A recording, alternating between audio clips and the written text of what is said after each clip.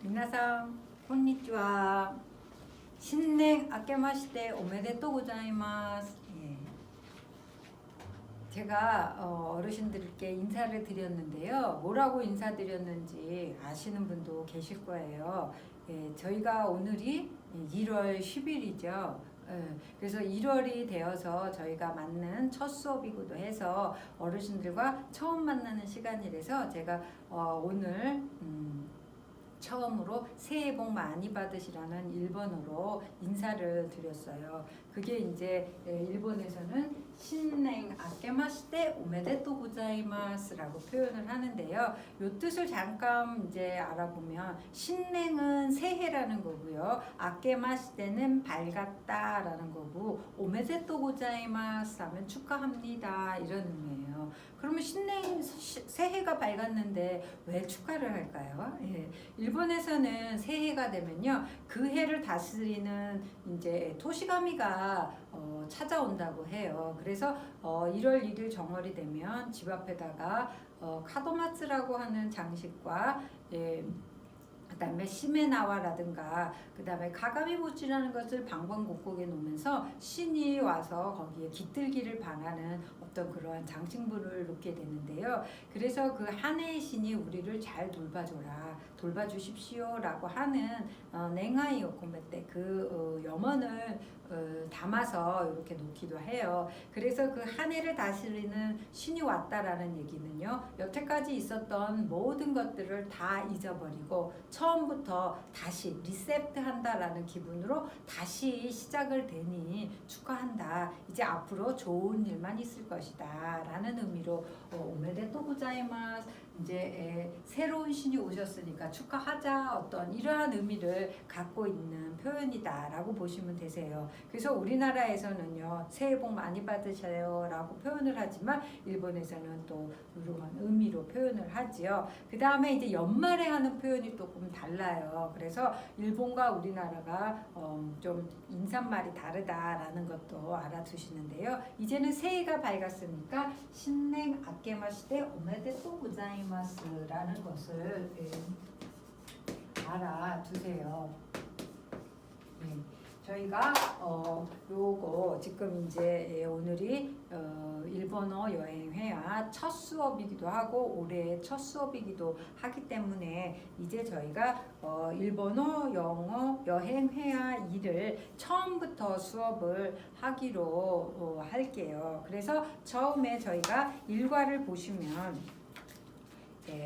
일본어의 문자라고 되어 있어서 히라가나라고 되어 있어요. 그래서 어르신들이 이제 처음에 일본어 읽는 것을 어려워하신다든가 나는 일본어 글자를 몰라라고 하시는 분들도 오늘부터 저희가 같이 수업을 해 나가시면 이제 이것을 이제 일본어를 또 읽으실 수도 있고 재미있는 표현을 같이 배우실 수 있을 거다라고 생각이 들어요. 그래서 오늘부터 저희가 배우실 것은 일본어 이제 기본적인 이제 글자, 문자부터 배우시게 되겠는데요.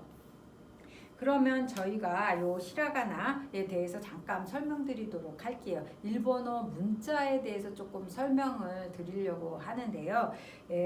일본어다 해서 일본은 지금 우리가 배우는 나라의 국명이 된다라고 보시면 되겠죠. 그러면 일본이라는 국명은 어디서 왔을까요? 제가 여기다가 일출국이라고 하는 거를 썼는데요. 일출국을 쓰게 된 것은 원래 우리가 일본을 외놈이라고 했듯이 일본에서도 일본을 외국이라고 얘기를 했어요. 그래서 이제 외국이라든가 야마토라고 하는 것은 300년도 그 정도에 있었던 일본의 통일된 나라로서 천황이 다스리기 시작한 이제 나라이기도 하거든요. 그래서 우리는 고조선을 얘기하듯이 일본은 야마토 민족이다 해서 이 본토에 있는 것은 야마토 민족이라고 얘기를 하지요. 그래서 일본을 대표하는 말로는 야마토라고 하는 표현도 있어요. 그러면 일본을 사용하게 된 것은 언제냐? 진무텐노가 중국으로 서신을 보낼 때 해가 떠오르는 나라라고 하는 이름, 일출국이라고 하는 표현을 씀으로써 처음 이거를 사용하게 됐다고 하는데요. 그래서 이것을 이제 지금은 일본의 정확한 이제 국명이라고 하는 것은 대일본 제국이라고도 얘기를 하죠. 하지만 이제 그걸 줄여서 일본이라고 얘기를 하게 되는데요. 그리고 저희가 영어로 일본을 뭐라고 하죠? 재팬이라고 얘기를 하는데요. 이 재팬이라는 것을 들여다보면 이 뜻이 해가 떠오르는 나라라는 의미가 여기 안에도 들어있다라는 것도 아실 수가 있으세요. 그러한 예를 조금 드리자면 히데루 쿠니가 중국의 북방 복건어로 얘기했을 때 지팡그라고 해서 그게 포르투갈인들이 이제 말을 전해질 때 지팡그라고 해서 재팬이 됐다라는 설도 하나 있고요. 그 다음에 이제 히노데루 쿠루가 남부지방의 사람들의 말로 만들어져서 그게 네덜란드 사람 입에 의해서 자판이라고 변했다라는 두 가지 설이 있어요. 그러니까 이 재팬이라고 하는 어떤 영어적인 이름도 히노데루 쿠니라고 하는 해가 떠오르는 나라라는 데서 왔다라는 것도 이해하실 수가 있으시겠죠. 그래서 일본은 바로 해가 뜨는 나라, 해가 떠오르는 나라 해서 해의 본이 된다라고 해서 일본이라고 하고 일본국 이렇게 또 표현을 하는 거죠. 그래서 저희가 또 일본어를 배우니까 일본 국명에 대해서도 또 알아두시면 조금 이제 도움이 되지 않을까 해서 오늘은 일본 나라 국명에 대해서 어디에서 이제 어원이 이루어졌는가에 대해서 조금 설명을 드렸고요. 그 다음에 이제 일본어의 문자에 대해서 조금 설명을 드리자면 여기 책에 나왔듯이 히라가나라고 되어 있어요. 그런데 일본어를 잘 보시면 히라가나만 있는 게 아니라 또 가타카나도 있고요. 한자 이렇게 세 가지의 글자를 같이 써요. 우리나라는 그냥 한글로만 사용을 하고 한자를 같이 사용을 하지 않죠. 그래서 병행을 하지 않지만 일본어는 이렇게 가만히 이제 책을 보시다 보면 아시겠지만 히라가나, 가타카나, 한자 이렇게 세 가지를 같이 병행하게 되는데요. 그 중에서도 히라가나를 가장 많이 사용하기 때문에 저희가 이 초급 단계에서는요 히라가나 위주로 공부를 하시고 가타카나 같은 경우는요 나올 때마다 그거에 맞게 외워주시면 돼요. 그래서 저희가 히라가나와 가타카나를 동시에 하시면 혼돈이 와서 외울 수가 없거든요. 그래서 우리는 이제 히라가나만을 배운다라는 것을 기억해 두시고 여기서 히라가나와 가타카나의 공통으로 들어가는 게 가나죠. 그래서 이 가나가 일본의 글자를 얘기를 한다 이렇게 보시면 되세요. 그래서 히라가나의 유래가 어디서 이제 생겼냐면요. 저희 백제 시대 때 왕인이 천자문과 논어를 일본에 세기경에 일본에 이제 전파를 하게 되죠. 그래서 그 한자를 토대로 만들어진 게 바로 히라가나예요. 히라가나는 한자의 초서, 흘림체를 이용해서 쓴 것이 바로 히라가나다 하면 가타카나라고 하는 것은요.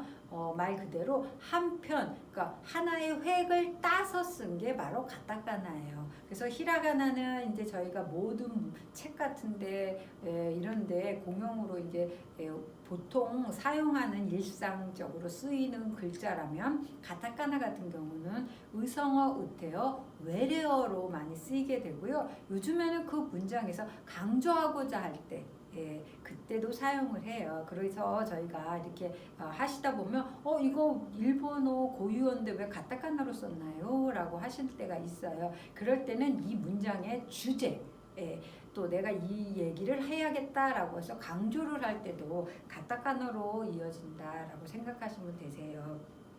그래서 히라가나는 이제 막 말할 때 보면 이제 벌레가 기어가는 것 같다 뭐 이렇게도 하시는 분이 계신데요. 그거는 이제 한자를 흐려 써서 그리고 옛날에 이거는 궁중의 여자들이 쓰는 어떤 그러한 글씨였다라고 보시면 되세요. 그래서 그러한 이제 히라가나와 가타카나와 이제 한자를 병행해서 쓴다라는 거 알아두시고요. 그 다음에 이제 저희가 히라가나를 같이 한번 보시도록 하겠는데요. 10쪽을 펴보세요.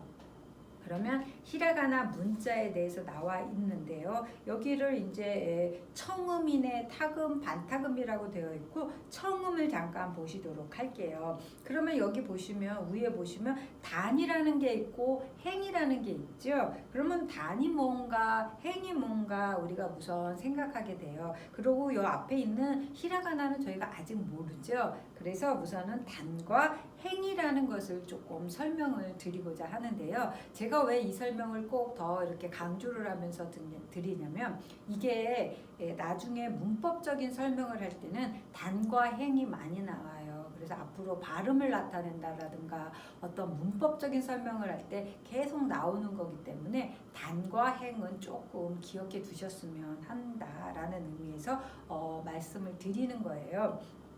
이 단이라고 하는 것은 한번 세어보세요. 몇 개가 되나?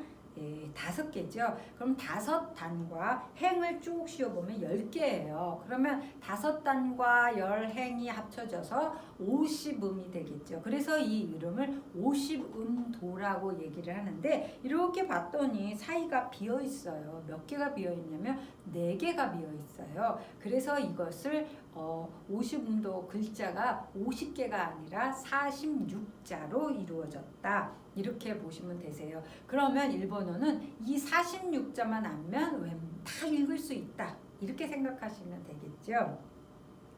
그런데 우리나라는 자음과 모음의 구조로 돼서 귀신의 울음소리까지 귀신의 신음소리까지도 따라서 이제 표현할 수 있다라고 하는 정도로 다양한 이제 발음들을 표현하게 되는데요. 일본은 하나의 이렇게 자음 모음이 이루어진 글자이기 때문에 그 표현할 수 있는 범위가 좀 한정적이다라고 보시면 되세요. 그래서 일본어의 특징이 하나가 이것들을 좀 더 다양하게 하기 위해서 장음, 단음의 표현이 확실해요. 우리는 장음, 단음의 표현이 그렇게 확실하지가 않지요. 그래서 밤에 밤을 먹다가 뭐 이렇게 표현 안 하잖아요. 그래도 서로 알아듣는데 일본에서는 장음을 표시 안 하면 뜻이 완전히 달라져요.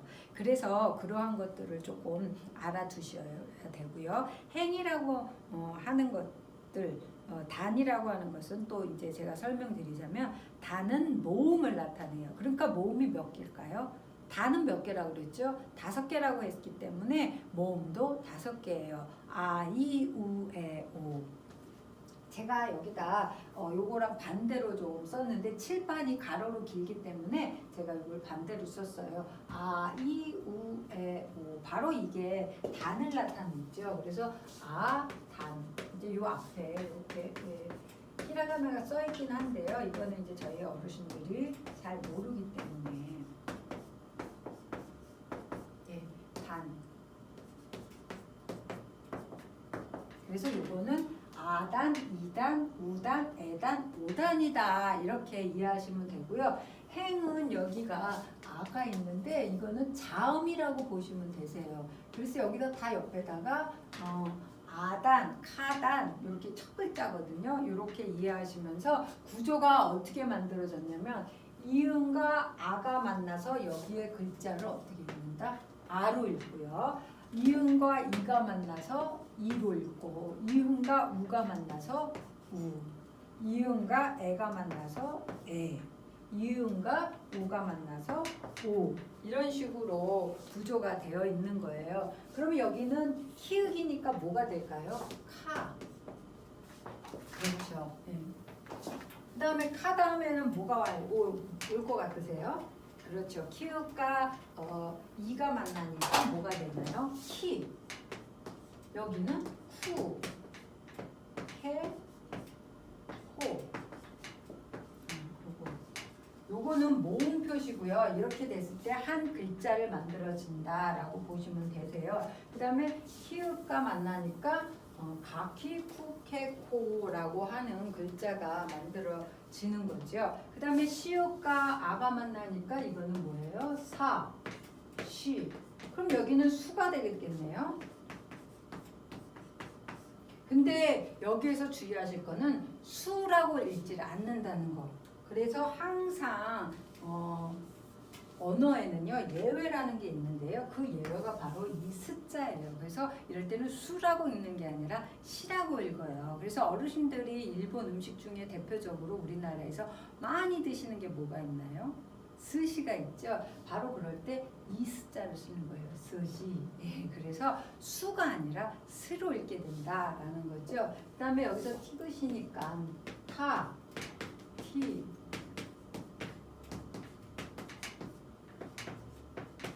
이렇게 되겠죠. 이 규칙대로라면. 하지만 제가 아까도 말씀드렸지만 모든 거에는 예외가 있다. 그래서 이 발음은 여기서는 뭐가 되냐면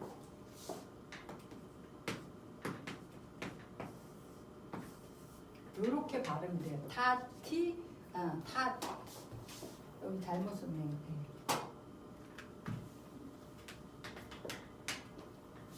시, 추, 테. 타, 치, 추, 테, 토. 이거를 이제 뭐 치, 추 요렇게도 발음을 하기도 하는데요. 요렇게 타, 치, 추, 테, 토. 그래서 치하고 추는 트가 아니라 치추라고 하는 다른 발음으로 가서 우리나라 사람들이 이 발음을 가장 어려워하는데요. 이 발음을 하실 때는 혀를 위에 잇몸과 이가 만나는 부분을 친다라는 식으로 생각하시면서 치면 되세요. 치, 추, 테, 토 이렇게 읽으시는 거죠. 이 책을 보시고 가시면 돼요. 그 다음에 이제 니은이라고 해서 이거 나행인데요. 이거는 뭐라고 할까요? 나, 니, 누,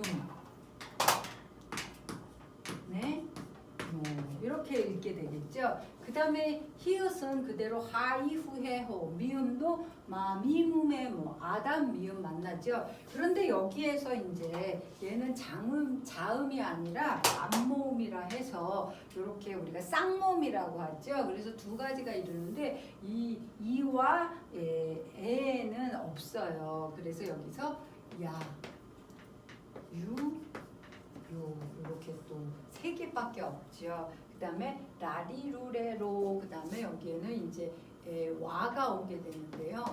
와, 이, 우, 에,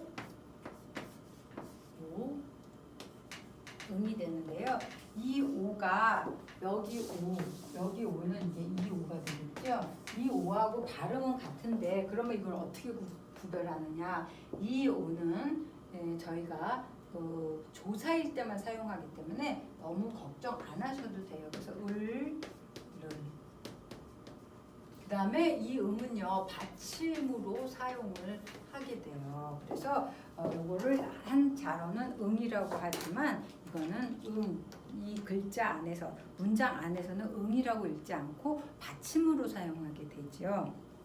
그래서 이러한 구조로 이루어지는 게 바로 오시분도다. 단을 모음으로 보고 행을 자음으로 봐요. 그래서 아행이기 때문에 이응인 거고요. 카행은 키읔, 사행이니까 시옷, 타행이니까 티귿, 나행이니까 니읒, 하행이니까 히읗, 그 다음에 마행이니까 미음, 야행은 쌍모음 야로 보고요. 라행이니까 리을, 그 다음에 와행은 와, 이, 우의 오인데 그 오는요 조사로만 사용하는 오가 된다. 그 다음에 응은 따로 놨는데 저거는 문장에서 응으로 읽지 않고 뒤에 받침의 영향을 받는다라고 이제 말씀을 드릴 수가 있어요. 그래서 이 오시분도의 구조가 이렇게 단과 행이 만나서 이루어지는 구조로 되어 있다. 저는 지금 이거를 발음기호만 써드렸어요. 왜냐하면 여기에 지금 발음기호가 없고 이 글자를 못 읽으시는 분은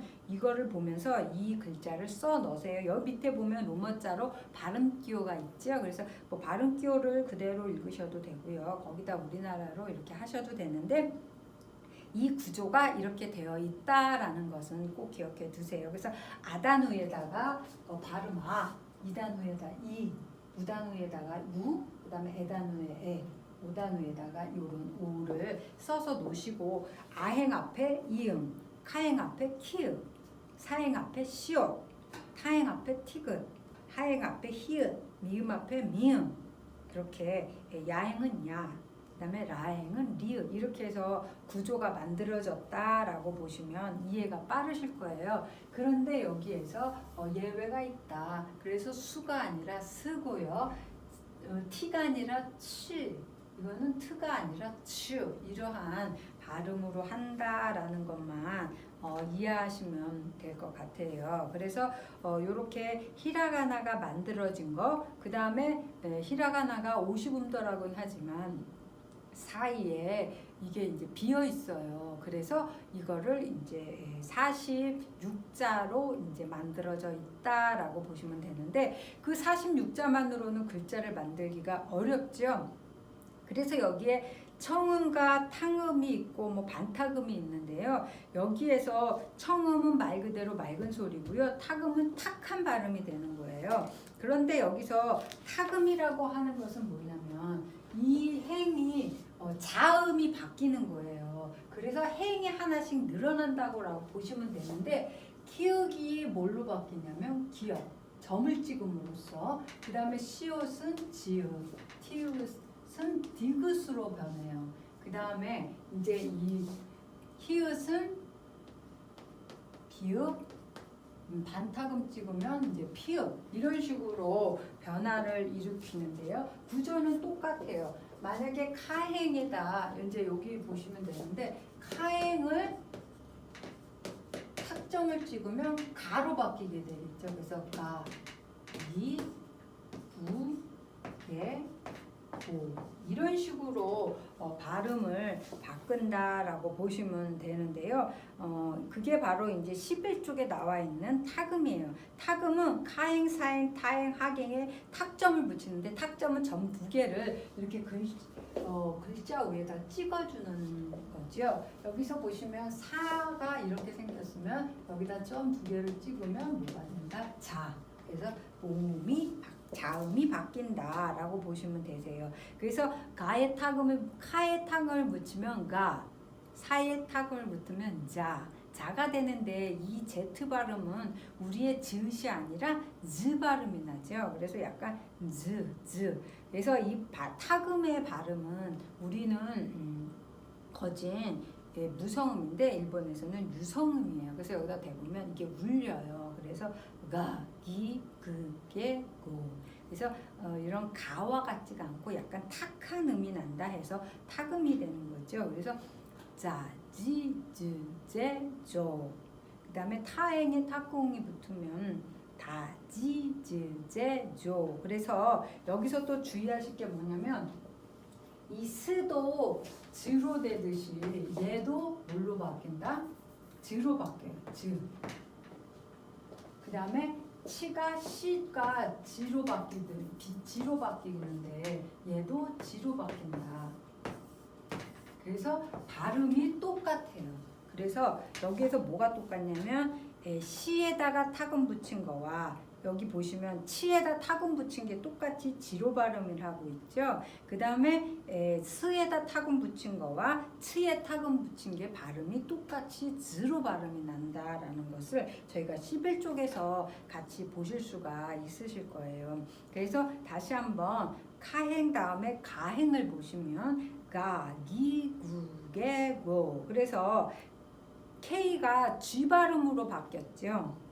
그 다음에 사, 시, 스, 세, 소에서 S의 발음이 Z 발음으로 바뀌어요. 그래서 Z 발음이라 하는 것은 이게 이제 유성음이 되면서 턱을 많이 울려주는 거죠. 그래서 이 타금은 이 목을 울려서 싹 손을 댔을 때 목청이 많이 울리는 어떤 그러한 소리가 되죠. 그래서 자, 지, 즈, 제, 조. 그 다음에 다, 지, 주, 대, 도. 여기서 다가 이제 T에서 D 발음이 되는데요. 여기서 치, 추가 지, 즈, 시하고 즈하고 같은 발음이 난다라는 것만 좀 주의해 주시고요. 대도.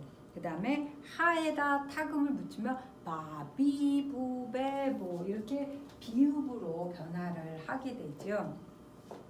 그래서 여기 밑에도 나와 있는데요. 지와 지, 지와 즈 글자는 다르지만 발음이 같다. 그래서 이러한 얘기가 지금 탁금에 나와 있다라고 보시면 될 것 같아요. 그래서 청음하고 타금을 같이 다시 한번 읽어보실게요. 아행, 저희가 이제 가로로 읽어주시는 거예요. 아행은 아, 이, 우, 에, 오. 카행은 가, 키, 쿠, 캐, 코. 사행은 사, 시, 스, 세, 소. 타행은 다, 치, 츠, 테, 토. 나행은 나, 니, 누, 네, 노. 하행은요, 하, 히, 후, 해, 호. 마행은 마, 미, 무, 매, 모. 야행은 야, 유, 요. 라행은 라, 리, 루, 레, 로. 와행은 와, 호, 응. 그래서 탁공이 붙은 거 같이 한번 읽어보시는데요. 가행 보실게요. 가기, 구, 개, 고. 자행은 자지, 주, 제, 조. 그 다음에 다행은 다지, 주, 대, 도. 바행은 바비, 부배, 보. 예.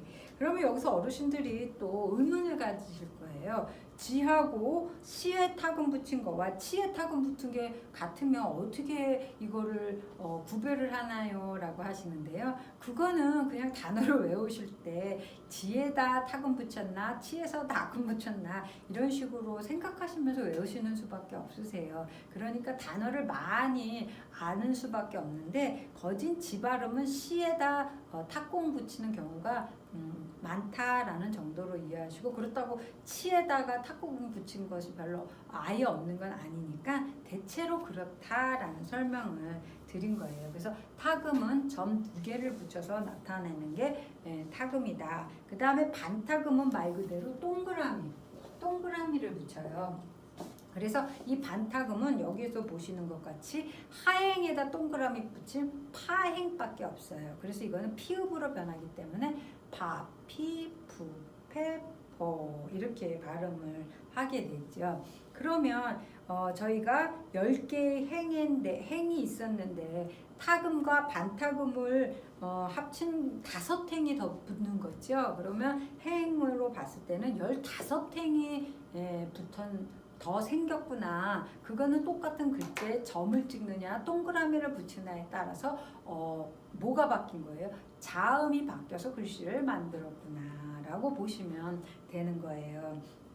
그래서 반타금을 한번 보시도록 하겠는데요. 파, 피, 푸, 페, 포. 반타금의 기호는 피읍이다 라는 거 알아두세요. 그래서 여기서도 로마자로 피가 써있기 때문에 이건 피지요. 그래서 요거 기억하시고요. 그 다음에 이제 여기 초금이라고 나와 있는데 초금을 잠깐 보시도록 할게요. 초금은 뭐냐면 츠를 조금 쬐끄맣게 쓰는 거예요. 여기에 이제 이거를 다 지워보도록 하고요.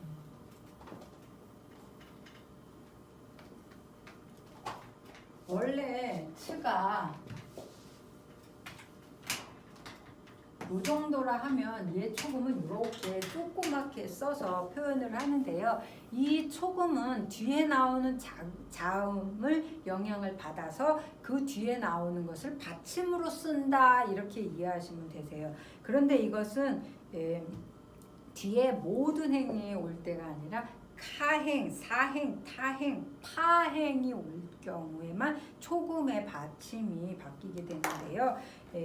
요거를 한번 보시도록 할게요. 그래서 요거는 작게 사용을 한다. 크지 않고 반 크기다. 그런데 저는 이게 3분의 1 크기로 했지만 책에서 2분의 1은 그렇게 티가 나질 않아요. 그래서 이게 작은 큰지 큰 층지를 잘 모르세요. 그래서 요거는 유심히 잘 보셔서 표현을 하셔야 되는데요. 이것을 이제 사용하는 것으로는 일본 사람들이 좋아하는 뭐 나또라든가 어떠한 그럴 때 초금이 붙죠. 홋카이도, 홋카이도 들어보셨나요? 홋카이도가 어딘가요?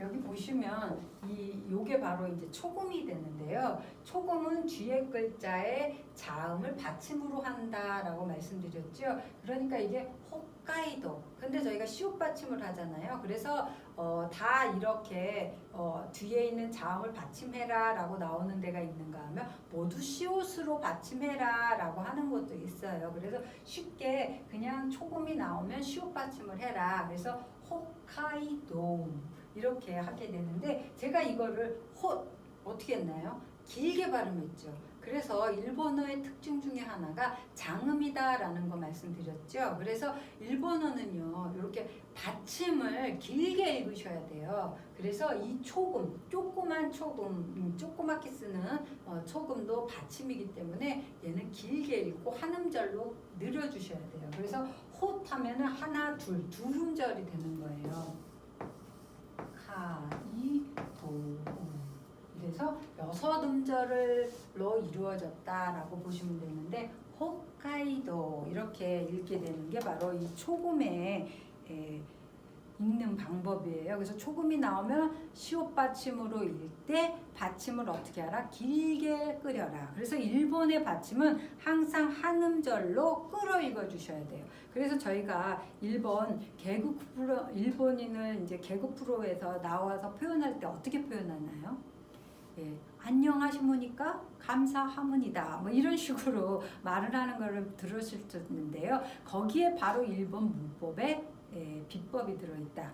보시면 되세요. 그게 무슨 말이냐? 바로 일본은 받침을 한 음절로 본다라는 거예요. 그래서 그 받침을 뒤로 빼서 이렇게 표현을 하게 됐는데요. 일본에서 호크가 아니라 혹 받침이 되기 때문에 이거는 2음절로 해야 돼서 길게 끌어준다라는 거죠. 호,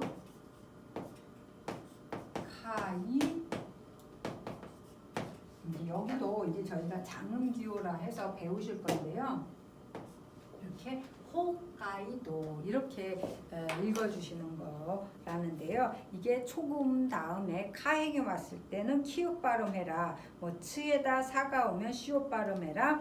타가 오면 티 발음해라. 파가 오면 파 발음을 해라. 뭐 이렇게 되어 있는 것은 저희가 로마법에서 로마에 이렇게 표기를 할 때는 그런 식으로 표기가 돼요. 그래서 여기서 이렇게 표현을 하는데 저희는 쉽게 그냥 시옷 받침으로 간다라고 생각하셔도 되세요.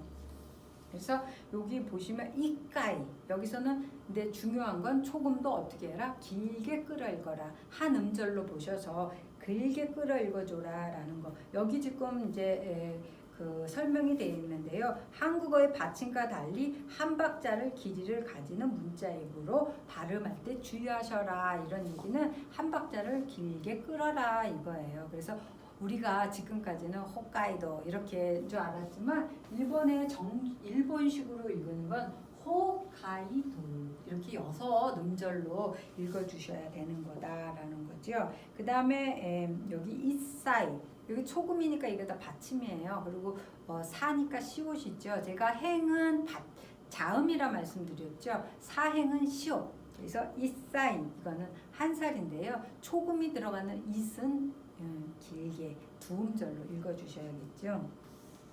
그 다음에 초금 다음에 타행으로 하면 디귿 받침으로 읽어라 이런 얘기인데요. 이따이라고 하고 어르신들 일본 음식 중에 나또 많이 들어보셨을 거예요. 나또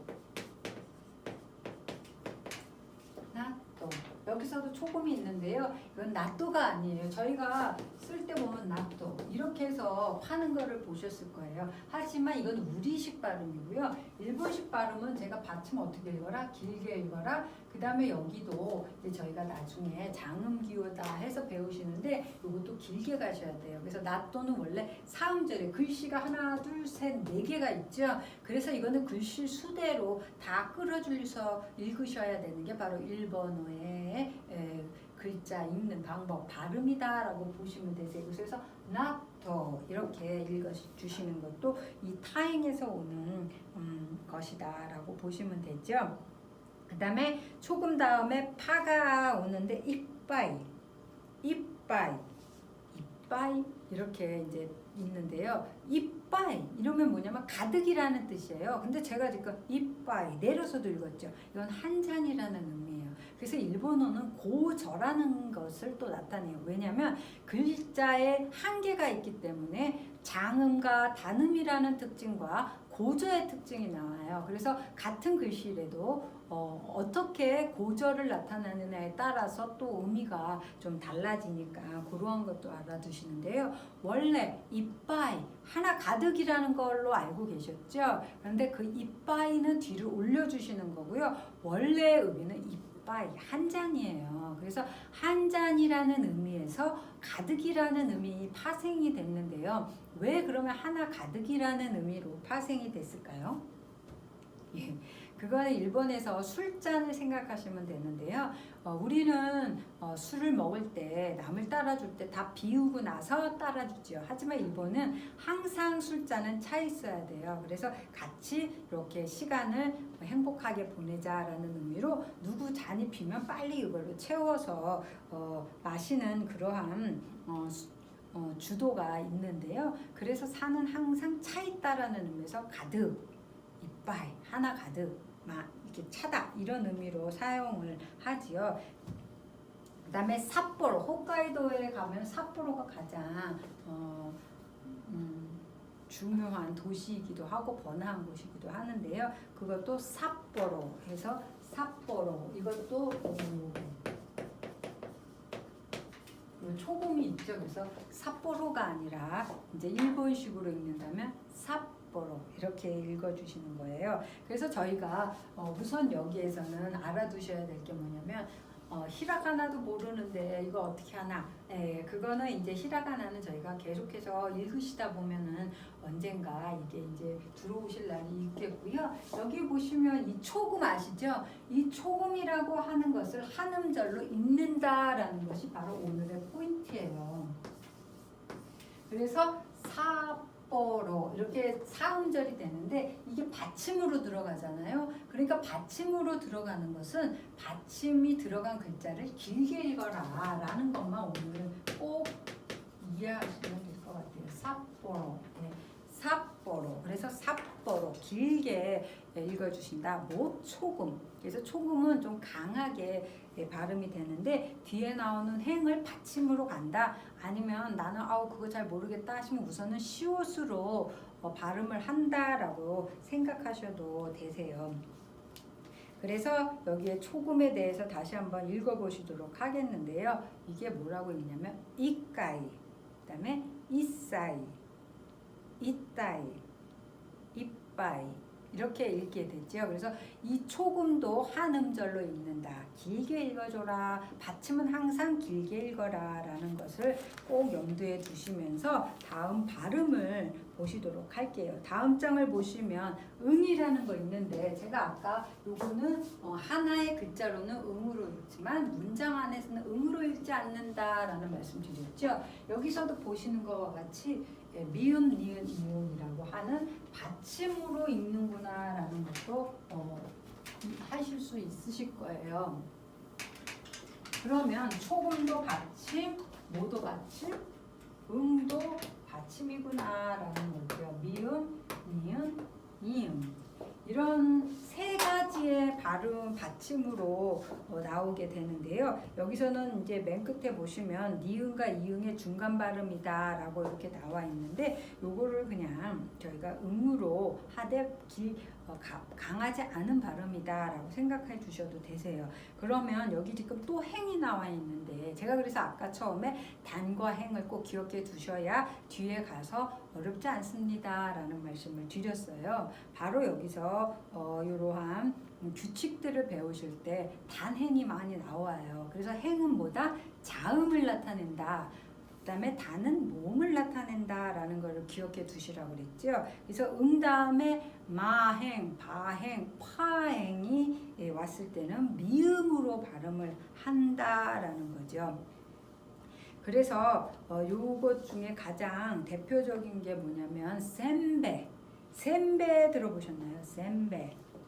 센베가 뭐죠? 전병이죠. 그래, 센베.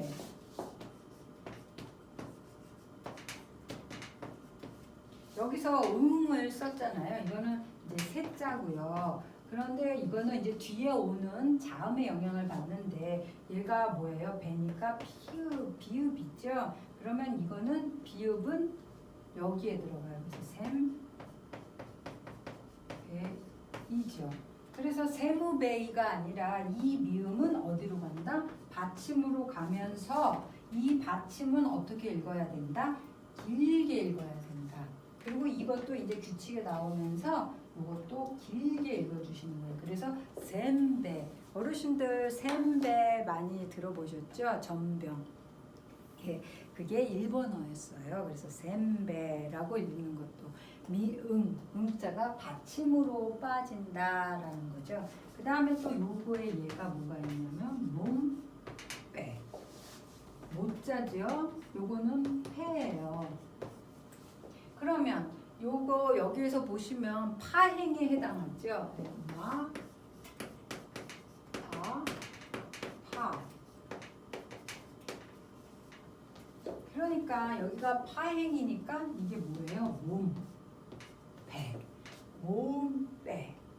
많이 들어보셨죠? 몸빼가 뭔가요? 예, 여성들이 입는 이렇게 넉넉하게 일할 때 입기 좋은 옷이 몸빼죠. 원래 일본에서 몸빼가 이제 나오게 됐는데 그 일본어 키모노로 보시면 되게 옷이 쫙 달라붙잖아요. 그런데 저희가 태평양 전쟁이 일어나면서 여성들을 그 노동력으로 착취하려고 하다 보니까 이제 활동력이 적어져서 몸빼를 일률적으로 다 입게 했대요. 그래서 이 몸빼는 어떻게 보면 노동력 착취를 위한 옷이라고도 보실 수가 있으세요. 그래서 모든 여성들을 다 몸빼를 입게 했다라고 보시면 되죠. 우리나라에서 몸빼는 두 글자로 하지만 원래 정식적으로 일본어로 읽으신다면 몸빼 이렇게 읽어주셔야 돼요. 몸빼. 그래서 응이라고 하는 것은 받침이면서 뒤에 나오는 글자에 따라서 미음, 니은, 이응으로 발음을 한다. 여기서는 뭐가 나왔냐면 산법 뭘까요? 산책이죠. 그것도 일본 말이었어요. 그래서 산법, 뽀가 파행이기 때문에 뽀, 미음으로 발음을 했다. 이렇게 보시면 되겠죠. 그 다음에 자.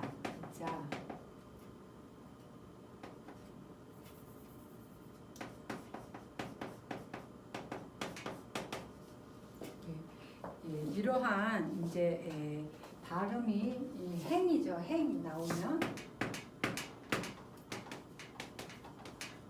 이러한 행이 나오면 니은으로 받침을 해라 이런 말이 되는데요. 그거의 예를 보시면 간지가 바로 한자를 나타내는 거죠. 그 다음에 어르신들이 많이 알고 계시는 온나가 뭘까요?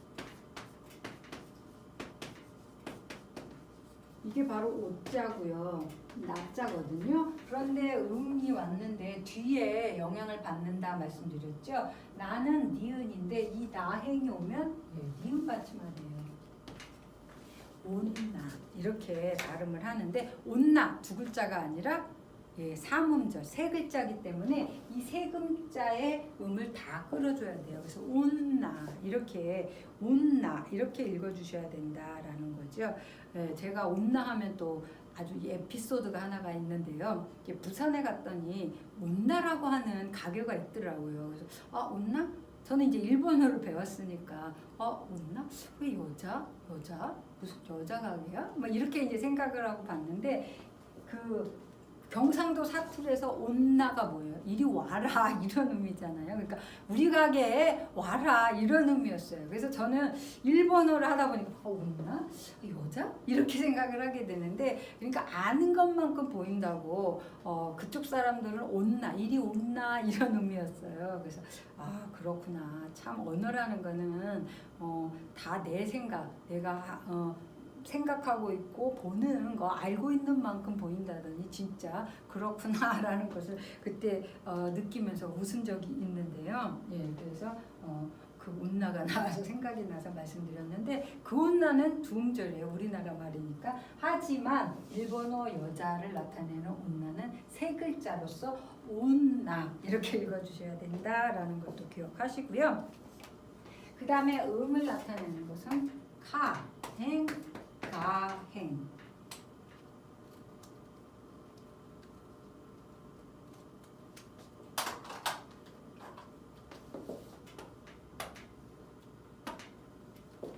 이 왔을 때 이응 받침을 한다. 그래서 여기에 지금 한국이 나와 있는데요. 캉꼬끄 해서 이렇게 카행과 가행이 오면 이응 발음이 강해요. 그래서 캉꼬끄 우리나라를 의미하지요. 그 다음에 이제 또 여기 맨 문장 끝에 올 때와 아하야와 그러니까 거기 이응이 들어있는 이제 자음의 영향을 받을 때 니은 이응의 중간 발음으로 그렇게 강하지가 않아요. 캉꼬끄 할 때는 이응이 강하죠. 하지만 얘는 약간 냉화 이런 식으로 좀 발음이 되지요. 그래서 저희가 요걸 할 때는 냉화가 아니라 냉화 이런 식으로 발음을 한다라는 거예요. 그래서 맨 끝에 왔을 때 저희가 또 있는데요. 예, 저희가 우리나라에서 이제 추울 때 생각나는 따끈따끈한 우동이 있겠죠. 우동. 우리나라 말로는 두 글자지만 일본 말로 하면 이거는 하나, 둘, 세 글자예요. 그렇기 때문에 이거는 우동 이렇게 길게 읽어주시는데 우동 이게 아니라 우동 이렇게 니은하고 이응 발음으로 가야 되는 거예요. 맨 끝에 나왔을 때는 그래요. 그 다음에 다음에 또 다른 글자가 왔을 때는 그러니까 어떻다? 발음의 변화가 있다라는 거죠. 그러한 정도로 알아두시면 될 것 같아요. 그래서 응이라고 하는 것은 뒤에 나오는 글자의 영향을 받아서 미음, 니은, 이응으로 발음을 한다라는 건데요. 그래서 맨 밑에 나오는 니은, 이응과 중간 발음이라고 하는 것은 좀 발음을 약하게 냉화, 우동, 그 다음에 오뎅 아시죠? 오뎅도 이게 음이 뒤에가 있는 거예요. 그래서 이거를 우리가 뭐라고 발음하나요? 오뎅이라고 하지만 이거는 오뎅 두 글자가 아니라 오뎅 그러면서 이거를 이음을 발음을 좀 약하게 하시면 될 것 같아요. 그래서 오뎅 이런 식으로 발음을 하는데요. 여기서 중요한 거는 뭐냐면 이 음과 초금이 받침으로 들어가는데 일본어에서 받침은 어떻게 발음하라? 길게 한 음절 한 글자로 따져서 발음해라. 그러니까 받침을 앞으로 끌으라는 게 아니라 받침이 붙은 글자는 길게 읽어라. 길게 읽으라는 거 그것만 유의하시면 돼요. 그래서 초금 같은 경우는 카행, 사행, 타행, 파행이 왔을 때 영향을 받는다. 그 다음에 응이라는 것은 모든 행이 다 오는데 그 행이 영향을 받아서 미음, 니은, 시옷으로 발음을 해요. 그래서 초금은 처음에 외우실 때 그냥 편하시게 시옷 발음한다라고 생각하시면서 뒤쪽의 자음을 따라 읽는다. 이렇게 하셔도 되세요. 그래서 그거는 편하신 대로 하시면 되고요. 그 다음에 이제 요음에 대해서 설명을 드리겠는데요. 요음은 아까 제가 쌍모음이라고 해서 이렇게 야가 있었죠.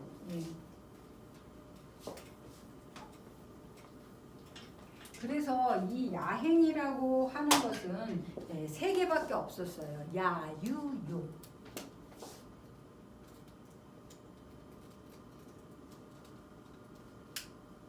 야,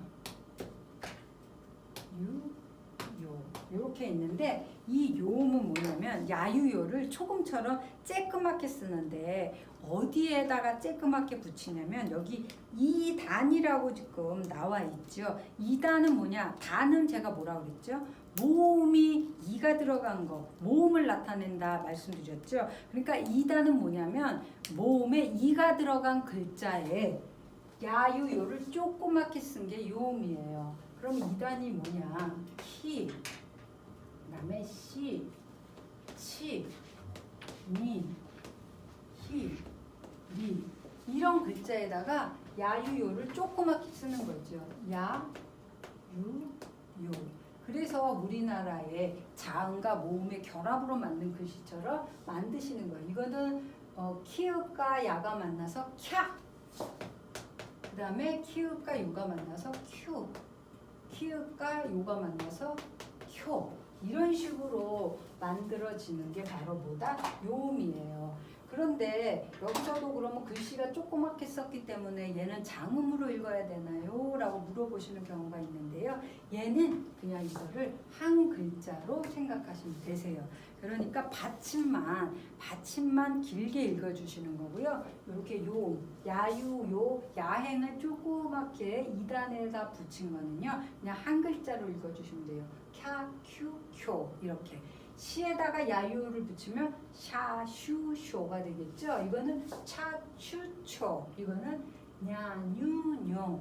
히는 뭐가 해야 돼요? 샤, 슈, 쇼. 이거는 야, 류, 료. 이런 식으로 붙여주시면 되세요. 그래서 요음은 이렇게 한 글자가 돼요. 이거는 길게 읽어주시는 게 아니라는 거 그것만 유의하시면서 오늘 한 거를 다시 한번 이렇게 보시면 장음에 대한 거는 다음 주에 설명을 드리도록 하겠는데요. 히라가나는 5단의 단과 10단의 행으로 이루어지는데 단은 뭐다? 모음을 얘기할 때 행은 자음을 얘기할 때 사용을 해요. 그래서 5가지의 단, 아이우에오와 그 다음에 10개의 행, 자음, 이응, 키읔, 시옷, 그 다음에 티긋, 니은, 히읗, 니은, 니을하고 이제 만나서 이루어진 게 50음도인데 50개의 음이 안 되는 46개의 글자로 이루어지다 보니까 일본은 장음과 단음과 고저이라는 특징이 있죠.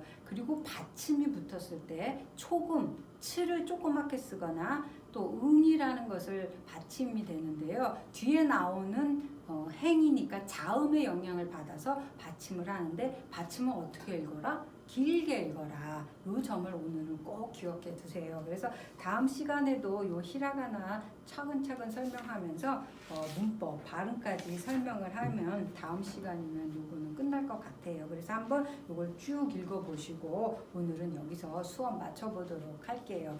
교모 오츠카레 사마 데시다. 아리가또 고자이마시다.